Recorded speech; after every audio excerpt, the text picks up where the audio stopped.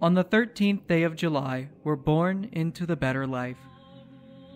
At Rome, Saint Anacletus, Pope and Martyr, who governed the Church of God after Saint Clement, and shed luster on it by a glorious martyrdom. The same day, the holy prophets Joel and Esdras.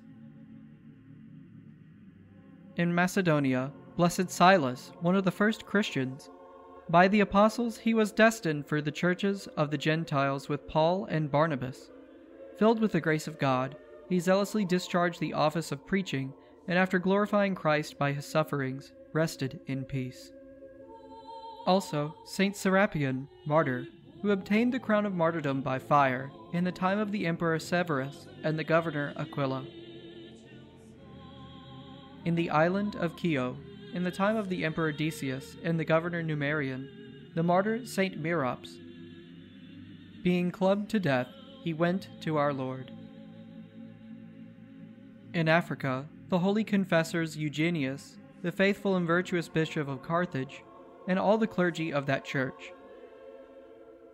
Added to this, the number of about 500 or more, among whom were many small children employed as lectors.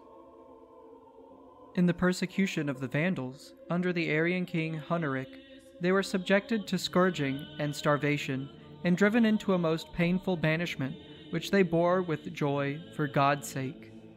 In their number were also two distinguished personages, the Archdeacon Salutaris and Marita, occupying the second rank among the ministers of the church.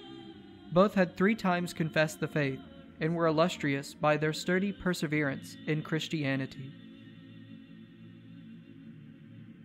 In Bretagne, Saint Turian, bishop and confessor, a man of admirable simplicity and innocence. At Bamberg, the birthday of the Roman Emperor Saint Henry I, confessor.